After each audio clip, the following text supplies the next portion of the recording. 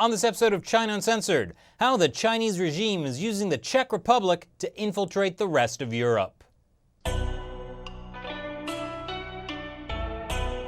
Hi, welcome to China Uncensored. I'm your host, Chris Chappell. The Czech Republic, home to the world's highest per capita beer consumption and the world's best/worst pun-based t-shirts. The Czech Republic is also the most successful post-communist country in Central Europe. Unlike some other post-Soviet nations, the Czech Republic, or Czechia as nobody calls it, has a vibrant growing economy. And let's be real, the Czech people never liked the Soviets anyway. Back in 1968, when the Soviets tried to crush the budding liberalization movement, the people resisted. It took more than 2 decades, but finally, they got rid of communist rule altogether. The good news is, all that is history. The bad news is, no one ever learns from history. Which is why we now go to Prague, where our friend Simon Whistler from the YouTube channel VisualPolitik has more. Thank you, Chris. Here in the Czech Republic, China's influence has grown considerably in the last few years. This may seem a bit surprising given the Czech Republic's traditional anti-communist stance. This is the Czech Republic's first president after communism, Václav Havel, seen here having a beer, of course. He was outspoken against the Chinese Communist Party's human rights violations, but the situation seems to have changed with the newest president, Miloš Zeman. He took office in 2013, and he's a big fan of Chinese leader Xi Jinping. You could say he might even be the president of Xi Jinping's fan club. Wait, that would actually be Mark Zuckerberg of Facebook. Zeman, though, could probably be the vice president of the fan club. He's met Xi Jinping 6 times in just 3 years. In 2014, Zeman became the first Czech president to visit China in a decade. Here, he is at a ceremony marking the anniversary of Sino-Czech relations, which was also the debut of China's newest military innovation, the Stepford soldiers. Although I do think I prefer the original to the knockoff. Good morning, ladies. Good morning, Claire. Anyway, in 2015, President Zeman visited China again. The only Western leader to attend a massive military parade in Beijing, marking the 70th anniversary since the end of World War II. A parade celebrated with giant weapons and more Stepford soldiers. Then, in 2016, just to mix it up, President Zeman invited Chinese leader Xi Jinping to check out his hometown. But just 10 days ahead of Xi's arrival, Zeman faced a bit of a problem. Around 1,000 people welcomed the Dalai Lama to the Czech Republic, with a gathering outside Prague Castle, the seat of the Czech president. Yes, the Dalai Lama came to Prague to spread his message of peace and compassion, like a Nazi, at least according to Chinese officials. Now, President Zeman was afraid that simply ignoring the Dalai Lama wouldn't be enough to please Xi Jinping, so he took it a step further and allegedly actively punished a Czech official who met with the Dalai Lama. There was a lot on the agenda for the two leaders' exciting 3-day party, at least according to Chinese state-run media. Both nations hope to increase bilateral ties in areas such as trade, infrastructure, finance, and cultural exchange. The cultural exchange evidently does not include the Stepford soldier upgrade option. Zeman may have rolled out the red carpet for Xi Jinping, literally. But a lot of people in the Czech Republic were not very pleased with the visit, like the former foreign affairs minister who said, "This is a shame to our republic. We have invited a dictator to the same place where our founding fathers were."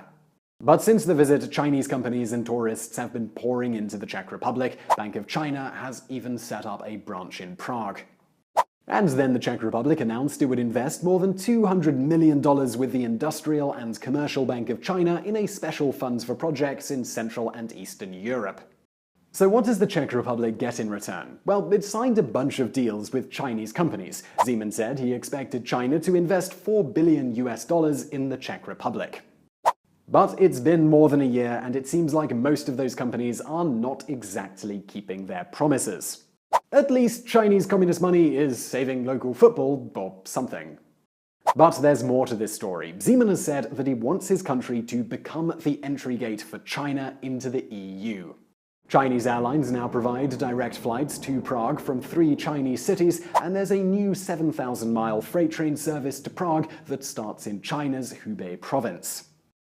President Zeman is also a superfan of China's One Belt, One Road initiative, a plan to expand Chinese trade and build Chinese infrastructure projects in dozens of countries.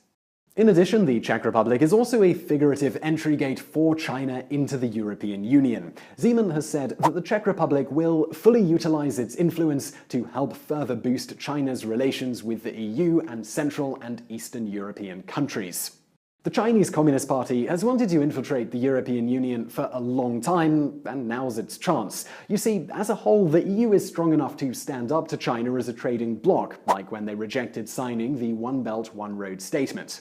The EU's concern was that One Belt, One Road wasn't transparent enough and that it would too heavily favour China over other participants. One EU diplomat commented, "Apparently, to Chinese surprise, the EU was united on this." And even worse, from the Chinese Communist Party's perspective, the EU has also publicly called out China's human rights atrocities. So instead of facing off with the EU, China's leadership would rather deal with individual European countries that they could more easily influence, like what they're doing with the Czech Republic. And then these individual countries can advocate for China's interests within the EU, making it hard for the EU to unite against China. And now that Brexit is weakening the EU, this is a great opportunity for the Chinese Communist Party to implement their strategy. Sounds paranoid, you might say. Well, China's leaders have already done this exact same thing closer to home with ASEAN, the Association of Southeast Asian Nations. China has territorial disputes in the South China Sea with about half of the ASEAN nations. But despite years of trying, ASEAN has never fully stood up to China about the disputes, even as the Chinese Communist Party builds artificial islands and militarizes them. The reason? Well, for years, the Chinese Communist Party have been successfully dividing and conquering ASEAN, and they did it by befriending one of its member states, Cambodia, using foreign aid and investment. And then Cambodia, in return, blocks anything ASEAN could do that would be bad for China. Sounds awfully familiar now, doesn't it? The good news is that the EU is almost 3 times the size of ASEAN, so the Chinese Communist Party can't influence it with the Czech Republic alone. But it's certainly a good place to start. And now, back to you, Chris. Thanks, Simon. I guess President Zeman had better check himself before he wrecks himself. Or the EU. And if you like this episode, check out more from Simon Whistler on the YouTube channel VisualPolitik. He talks about politics and economics around the world. Plus, you can go to VisualPolitik right now and check out the other video I did with Simon. It's about the relationship between China and North Korea. So click here or the link below. Thanks for watching this episode of China Uncensored. I'm Chris Chappell. See you next time.